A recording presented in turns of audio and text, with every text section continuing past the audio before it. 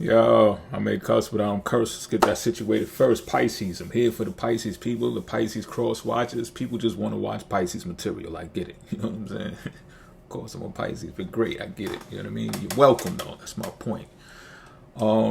This reading is for a specific group of Pisces, and I can tell. So if it don't apply, let it fly. Trigger warning, it has to deal with childhood issues. All right? And not just that, but let's just say the root of it. The root of things stems from the childhood. So this is what you don't see. You might not notice it, but when I speak about it, you're probably going to be like, yeah, I know. You're pulling my card right now. You know what I'm saying? You see me. So we got the 54 out here. 54 from the blind spot deck. And someone is definitely musically creative. But if you're not walking to the beat of your own drum, that's what I just got. You understand what I'm saying? And that may be the simplified message of everything that I'm about to break down, because it's like this, yo. You've felt that when it comes to being positive, some of you have actually gotten good news recently and you're reluctant to even share it with anyone. And if you have even tried to, you've only hinted at it. You haven't even clarified what it is in detail. And this is not the first time you've done that, though. You've done this numerous amounts of times because you don't feel like you're worthy of it. You feel like if you anticipated too much, that it's all going to crumble. You feel that even though you feel good and excited about what you have just discovered or what has fell in your lap or whatever the case may be, you feel like there must be some trouble around the corner, because that's how your life goes. That's how it goes. If you are happy and something positive has happened in your life, you feel like you have this relationship with the universe where something is coming in a wave to just wipe that out or turn the tables or in some type of way balance it out. Like your karma has to be balanced out for experiencing something good. So there's this fear. There's actually a fear of being happy for the Pisces that I'm talking about. Some of y'all have took it to the extremes to where you deal with pain, or you like to hold things in and deal with pain rather than to accept something that is positive and that is happy in your life. And if that's the case, right, reflect, because there's probably a time in your childhood when you experience something to where, sometimes people think of happiness as a given, right? So you could be like, oh, positive things, or just being upright, being righteous, doing the correct thing, doing what's right rather than doing what's wrong. A lot of people probably, in fact, look at that as it's a given. Like, yeah, that's so. My point here is that people don't usually congratulate or appreciate even that when people behave in a manner that is good, right? So it goes unnoticed, and I'm feeling like for some of y'all, that's what has happened. It went unnoticed when you were good all of these times, and it was just a given. So there was no reward center in the back of your brain for that behavior. However, times where you fell on hard times, times where you lost everything, times when you fell and you scraped your knee, etc., etc., those are the times when people came to your aid, and they came to pat you on the butt. They came to lift up your chin. They said, hey, don't worry, brushed your hair back, gave you some donuts, whatever the case may be.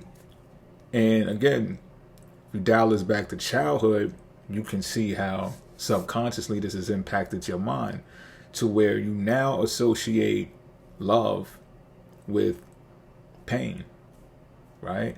Because without that pain, you wouldn't have got that type of attention. You wouldn't have gotten that type of nurturing. But when you fell and you scraped your knee and they came to your rescue and they, kissed the boo-boo and did all of that, you looked at that as a way, and again, this is something that has been programmed. You've seen that as a way to get the attention and the love that everyone needs, because especially as a child, you need love in order to be nurtured correctly and, come out a decent human being. And for those of you who some of y'all feel like y'all not a decent human being because y'all haven't felt the affection to the point of where it was just natural, it was organic, right? It had to be something that you did. And some of you, I'm feeling, you're even Some of y'all have been in environments as a child to where you also felt like either one of your parents or maybe even both of them, right? You felt like at any moment they could switch or they could flip, and your mood depended on their mood. So if they was in a bad mood, you would have to follow suit, or else you would be the culprit. You understand what I'm saying? Or you would be looked at as bad. And this may have been all in your mind, or it may have been an actual thing to where you've actually experienced it. But nonetheless, this is what happened for 2 and 4 some of y'all. So later on in life, what happens is you try to adjust yourself and adapt yourself to situations, not just people, but to situations, environments and people in a way that says, well, let me check the temperature of the externals so I can adjust and adapt to that, kind of like chameleon, like a Pisces can do. You can do it very well. Let's not get it twisted. You understand? But you've been doing that for some time now. And it's to the point where you use not opening up, not expressing your happiness, your love for people, or something, a flower, I don't know, whatever it is, right? You've held that back for some time now and recently because you just don't want to. You feel like happiness is a threat to you in some type of way. Happiness is a threat to you. So you protect yourself. It's like a defense mechanism to put your walls up and say, you know what, we ain't even going to talk about how much I like this, that, and the third. I'm not even going to go there. I'm not even going to tell you how I got this or how I'm feeling about that. Nah, it's not going to happen because you're anticipating the worst. Anxiety might be getting some of the best of y'all, all of that, right? Some of y'all, because I got King of Cups out here in reverse, some of y'all have buried yourself into work and stuff like that. And again, I drew this card in a reading not too long ago. I said, yo, when this card comes out, it means like you're kind of like you're inadvertently running from the aura that you give off that is bright. And what happens, whether you know it or not, is you become much more attractive. So a lot of y'all are much more attractive at this time, like intoxicating attractive. And you're thinking that when you dip off and you get low and you disappear for a little while, that you're actually turning that level down. But in all actuality, it's the opposite. Your attraction level is increasing. So I don't know if you're trying to dodge it or duck it, or you just want to work. I don't know which one it is, but it's like, yo, if you think that you're turning it down a notch, you're kidding yourself. And we got the 9 of Wands that came out right after it, right? So what I'm seeing here is like, yo, that exact fire, that light, that aura that I'm talking about, you feel it, you know you got it, you got the gift, and you're ready to use it now. So I think this is a beautiful and a positive thing. It's a positive thing because you've learned now. You went through some things. You went through a trial, tribulation. You learned now of what this is. So I'm not saying you're stuck in this King of Cups in reverse energy. Nope. And I'm not even saying that you're stuck in the positivity, feeling attacked by happiness. You've learned from this now. Some of y'all might be 54 years old, flipping around 45 years old, whatever the case may be. But now, I don't care how old you are now when you're hearing this message. Now you got it. Now you know that it was like a psyop. You know what I'm saying? And you can unprogram, you can deprogram that and install some new software. You know what I'm saying? Pause, that's crazy work type shit. But this 9 of Wands is out here to show you that you have free will. You can exercise the creative part of yourself. Now, don't disregard the King of Cups in reverse when it comes to work, but this is also workaholic energy. So what I'm getting is that this transit with the new moon in Capricorn right now has something to do with this. That's like, okay, yeah, let's get things in order. But I'm really feeling, and this is personally what I'm feeling, regardless of the cards. Let me not throw the cards like that. But regardless of the cards, right? What I'm saying is I've sensed that this Capricorn new moon is showing you that it's more about being orderly than it is about hard work, putting your head down and doing the hard work, because we just came out of such a strong period of time with Pluto and Capricorn, a lot of y'all are bosses now.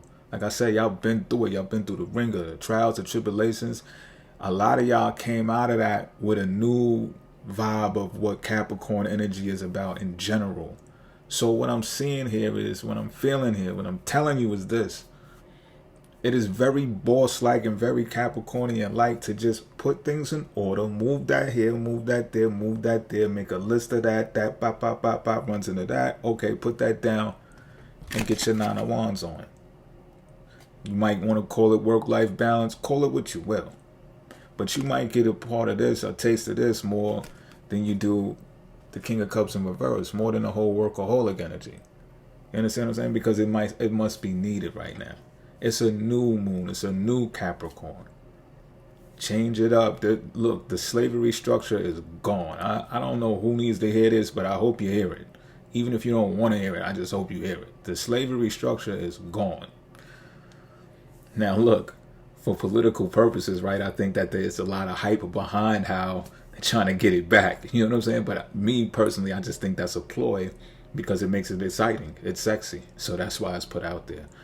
But come on, look at the stars. For those of you who track the stars, you do astrology, astronomy, you know what's up. You know what's going on.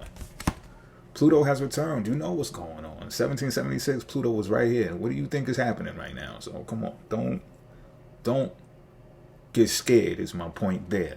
Bars, I'm nice. We already know that. Album has actually gotten pushed back. We'll talk about that at another time. But I am going to get busy back on production and stuff like that. But it's just pushed back.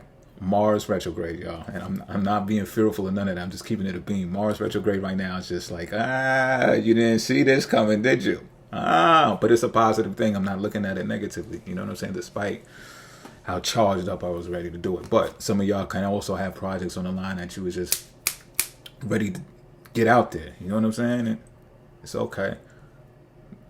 It's okay.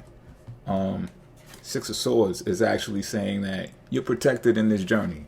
You're protected in this part of the journey. Because the 9 of Wands is telling you that it was a journey the whole time. And you don't have to be rich to be great. You don't have to be... you don't have to be suffering to be great. Or you could be suffering to be great. You don't have to be a particular archetype to be great. You know? So the 6 of Swords is saying like, yo, don't even worry about it. The childhood issues and all that, don't even worry about those things. Like, let's go. Let's keep it pushing because we got this. Like, you are guided by your team, your spirit team that you can't see, all of that in between. Bars are nice. We know that already.